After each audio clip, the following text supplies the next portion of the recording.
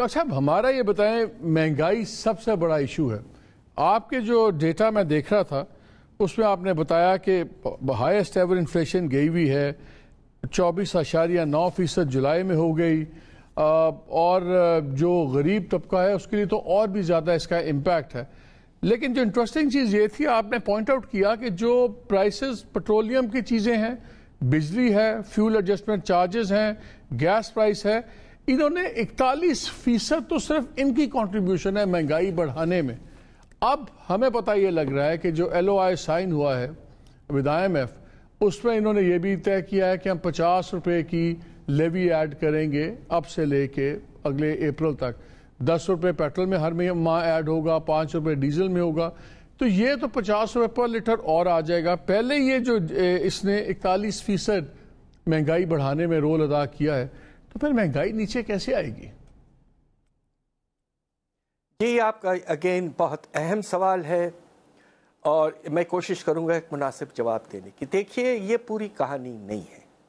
IMF کے ساتھ جو آپ نے اگریمنٹ کیا ہے، آپ نے یہ اگریمنٹ کیا ہے کہ گیس کی قیمتوں کو عنقریب 50% تک بڑھا سکتے ہیں آپ، اس لیے کہ باہر سے جو ہے LNG وغیرہ امپورٹ کر رہے ہیں، ان کی قیمتیں تقریباً 4 گنا ہو چکی ہیں.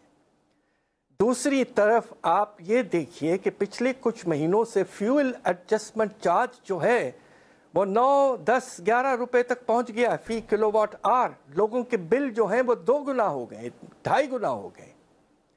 اور پھر اب خبر یہ ہے کہ بیس ٹیرف کو تقریباً 9 روپے اور بڑھانا ہے 2 یا 3 انسٹالمنٹس میں. آپ نے پیٹرولیم لیوی کا آلریڈی ذکر کر دیا. یہ 3 چیزیں ملا لیجئے، خدا نہ خواستہ آپ کے افراط زر کی رفتار جو اس وقت 25 تک پہنچ چکی ہے، کم از کم وہی رہے گی، اور خدا نہ خواستہ اس سے بھی کچھ زیادہ جا سکتی ہے.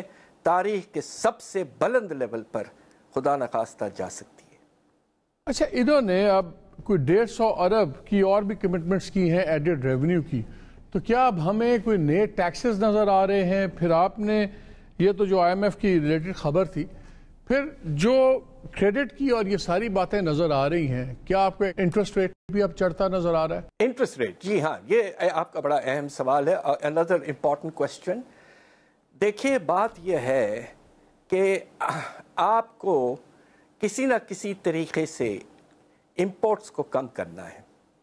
ہم نے جو ریسرچ کی ہے اس سے یہ اندازہ ہوتا ہے کہ جب آپ پالیسی ریٹ کو 100 بیسس پوائنٹ سے بڑھاتے ہیں تو امپورٹ کی والیوم میں تقریباً 2% تک کمی آتی ہے، اس لیے کہ cost of import goes up. اور دوسری بات یہ ہے کہ مشنری کی امپورٹ کم ہوتی ہے. تو اب آپ کو طے کرنا ہے کہ کس حد تک اور کس انسٹرومنٹ کو آپ استعمال کریں گے. آپ کے پاس 2 انسٹرومنٹس ہیں ٹریڈ ڈیفیسٹ کو کنٹرول کرنے کے لیے. ایک آپ کا روپے کی قدر، ایکسچینج ریٹ، اور دوسرا انٹرسٹ ریٹ. میری اپنی پریفرنس جو ہوتی ہے وہ ایکسچینج ریٹ کی طرف تھوڑی سی زیادہ اس لیے ہوتی ہے کہ اس سے ایکسپورٹس کو انکریجمنٹ ملتا ہے، اور یہ ہمارے فیوچر کے لیے، پاکستان کا فیوچر لائز ان ایکسپورٹ لیڈ گروتھ. کچھ عرصے ایسے رہے ہیں ہماری تاریخ میں، 60s میں، 70s میں، پھر آپ کے مشرف صاحب کے دور میں، جب ہم کچھ حد تک ایکسپورٹ لیڈ گروتھ حاصل کر لیا تھا.